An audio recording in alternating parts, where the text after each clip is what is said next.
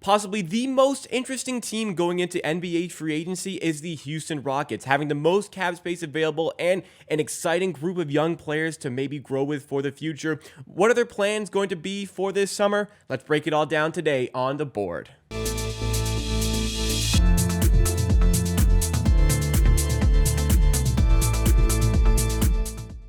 To help us along with the Rockets talk, we have our resident Rockets fan, PipsNBA, here on Twitter, and he's a Rockets expert. So we're going to get some great insight here into the team that has the most cap space going into the offseason here as free agency gets started today. If you guys find yourself enjoying this one, please make sure to hit the like button and subscribe to the board. If you're listening to audio form, rate and review 5 stars, and please make sure you are following along with us as well. But Pips, Houston, I know you're excited about this offseason.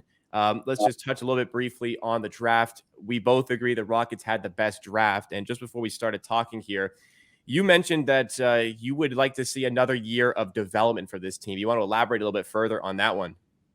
Yeah, I mean, like before the draft, I was like looking forward to big free agency, adding some stuff and going into win now mode.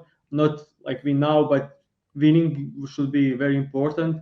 I still think winning should be important for these young players, and but I think adding Ime as a coach instead of Silas last couple of seasons will change that dramatically. Yeah. Our players are now older, more experienced, and capable of winning on their own. And in the draft night, we added, I would say, like 2 top 5 picks. Never expected Cam Whitmore to fall down to us at 20. So that kind of changed my expectations for this season and the way I will go. I will just try to win as much, but try also to play our younger players as much as possible, do some combination of that.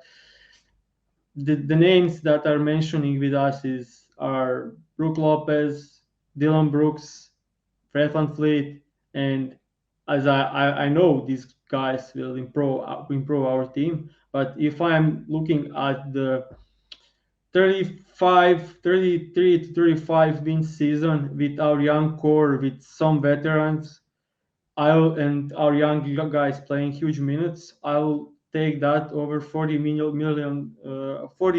season and making playing and going out while our best young players losing minutes to Dillon Brooks and Brook Lopez. So I'm in favor of let's try to win as much as possible, keep everybody accountable moving forward, but let's play our guys. Let's play to our strength and let's develop our young, very talented guys. I'm huge on Amen. I'm huge on Jalen Green. I'm huge Alper and Shengun. Kevin Porter Jr. is very underrated and he's still young.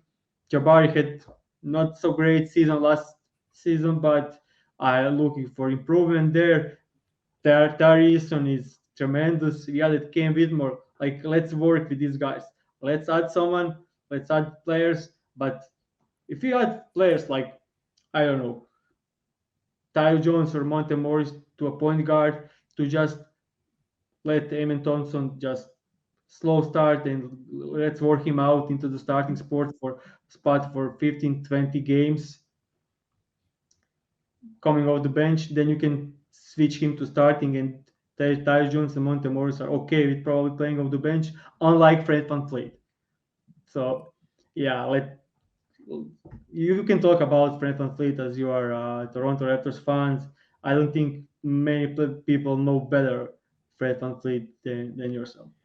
Yeah. So for Fred VanVleet, we spoke about it a bit yesterday, but the offers, we're recording this yesterday at the time you people would be listening or watching. So our understanding is Fred VanVleet has likely a 2-year, $80 million deal on the table from the Rockets, or a 3-year, $90 million offer from the Raptors. So I could definitely see him being enticed by that big offer from the Houston Rockets for a couple of years. And I understand it. The way Ime Udoka kind of laid out the players that he wants a player that has championship pedigree. VanVleet's a player who was unbelievable in the 2019 NBA Finals, helping the Raptors win a championship. Former All-Star. good ball handler, can take a lot of the ball handling load off the young players, as you mentioned, and can be a great leader for these guys. He's got great leadership traits. Is the leader of the Raptors, though Raptors fans have had problems with him this season. Not necessarily myself, but other fans. But I think Fred VanVleet makes sense, and I don't think he takes away too much from this group. To convince him to go, I think you'd have to get into the conversations about shot selection and what his role would be, because obviously you still want to keep the other players involved. But I think giving Alperen Şengün pick and roll reps with Fred VanVleet is going to be outstanding experience for him and for the younger players in the team, learning from a player like Fred, who's come up as an undrafted player and become an all-star. I think the fit is very good. I don't know if I'd pay him $40 million a year to be the veteran presence there. We actually texted about this. You can just pay like Patrick Beverley the minimum to be a veteran presence. But, if you guys want to have a successful season, I think Fred VanVleet certainly helps you do that. Yeah, I agree with that. I was very against it, but then with conversation with some Twitter Houston Rockets community, 2-year deal kind of makes sense, even though it's huge money, because it's not long-term commitment. But as I said yesterday, if Toronto Raptors are offering 4-year deal at 30 millions, I think Fred VanVleet is resigning. That's like no-brainer for him. Yeah, especially at his age, like he's not even young anymore. So if he's getting a 4-year deal, that's a great deal for risky. him. And yeah, that's risky. But if it's there, he'll take it. If not, he'll probably go with 2 years, almost max deal from the Houston Rockets. Yeah. I will go like yesterday. It came crazy news that we are interested in Nikola Vucevic. I was like, hell no! Like, I don't want Şengün to lose a single minute for Nikola Vucevic. That would be crazy. And like a couple hours later, he resigned with the Bulls. So these news are like thin air. They are just coming out, and that's I was like, thank you guys. And the other one, center that's connecting with Rockets is Brook Lopez. I'm a huge fan of Brook Lopez. He's a tremendous player, both offense, defense. Underplayed on offense in the Bucks when Giannis was out. He was given better role, and he was tremendous inside, outside, and on defense. He is one of the best big guys playing drop coverage. So he's a great player. He will be a great addition. But what you do with Şengün then? Are you going to play him off the bench for Brook Lopez? Yeah, I don't like that. I would like me neither. Can you play them together? Some minutes to get Şengün to 30 minutes? Probably, but also not a huge fan of it. So I hope Brook Lopez resign with the Bucks. And if you can get him for cheap, but you don't want to play that kind of great player off the bench, that don't make sense. Doesn't make any sense. So I'm okay. We should just need to sign even White Pavel we need to sign a big guy this season, and it could be Dwight Powell off the bench. We can play Jabari at the 5, and I just think I'm huge on Şengün, and I want him to play big minutes, and let's see where it goes. Some players I would like. So I will also mention another one that there is no way I'm looking forward in the Rockets jersey, and that's Dillon Brooks. He is tremendous defensive player. That's like all NBA type of guard. He was all defense this year. Yeah, he is tremendous player on defense. He'll hunt down opposing best player from 1 to 4 every single night. There's no question about it. He's tremendous there, but his mentality is like he'll take a lot of shots, and that's where I don't like it, because his shot selection is terrible, and he's not a good shooter. And that's the Houston Rockets with Amen, with Jalen, with Cam Whitmore, Alperen Şengün. We need great shooters on the team. And Dillon Brooks, okay, we need defense too, but Dillon Brooks, his mentality and his shooting is not reliable. and I don't want him taking shots out of Alperen Şengün and Jalen Green. So I'm not a huge fan of signing Dillon Brooks. The guys that I would love to sign for this team are I would love either of Tyus Jones or Monte Morris in a trade. I think we could get, especially Monte Morris, probably getting him for cheap. He's very reliable point guard, very great assist to turnover ratio, great. He can make threes. So shooting, playmaking, experience. He played with Jokic for a lot of seasons. He was decent, like he's decent starting point guard that you can switch to the bench when Amen gets comfortable, and that's the best thing about it. And I love either of these guys, so I prefer them over Fred VanVleet signing because it allows more minutes for our young core. The thing the there is some Cam Johnson connections. I think we could splash some money on him because he's best wing shooter in the free agency. He's restricted, but I think we can offer more money than Brooklyn Nets. It's kind of crazy to talk about Cam Johnson in 26, 27, 28 millions a Yeah, year, very crazy. but it's kind of free agency. He can hold his own on defense. He's very long, athletic, and he can shoot great. One of the best shooters in the league. So, and he's shown some reps to drive inside and score at the nets when he was given more offensive load. So yeah, I'm fan of this signing. Bit expensive, but if you want to throw 42 millions at Fred VanVleet, I think signing Tyus Jones, Monte Morris, and then Cam Johnson at this money, it makes more sense to me. And we need to add shooting. So guys like another like maybe Gamble on Struz, mm, Joe Harris, George Niang, Nicolas Batum, all experienced guys, especially Batum, like in winning, like his tremendous experience even on national team, like being a leader, and in the NBA playing with so many great teams that can make threes and play defense.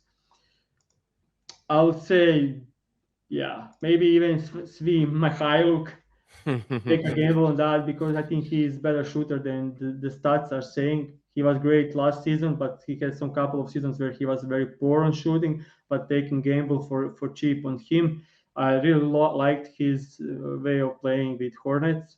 He was given so much to run the offense, and he was pretty good there.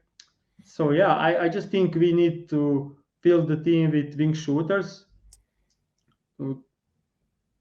Tyus Jones or Monte Morris, maybe get a contract to Cam Johnson and go for Bruce Brown.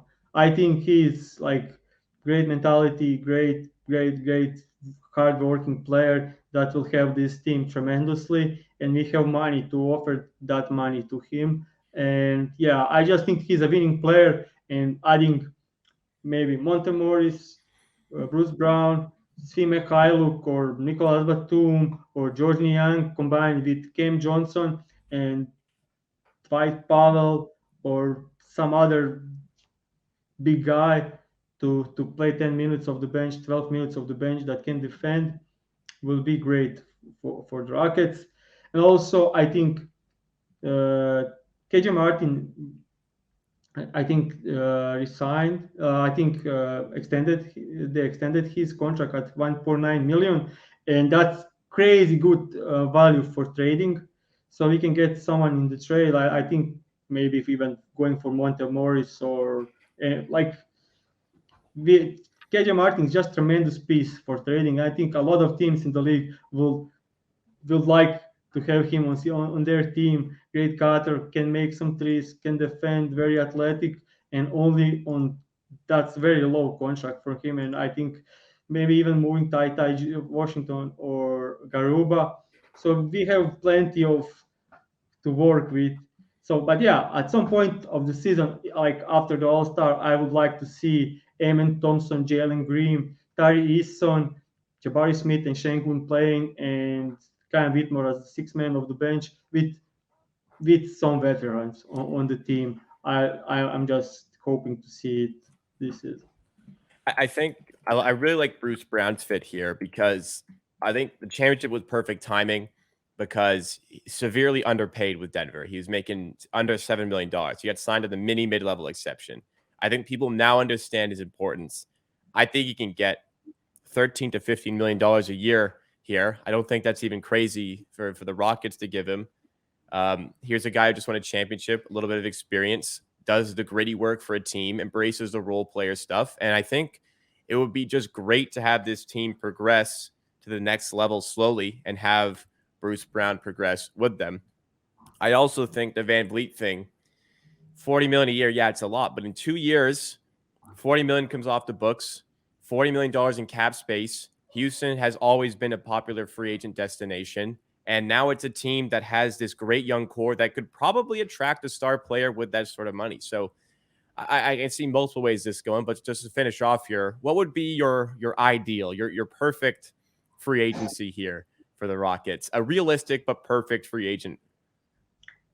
I actually said it. It's Tyus Jones or Monte Morris for point guard. Bruce Brown, Cam Johnson on the wings. One or the other. You mentioned. You mean? Yeah.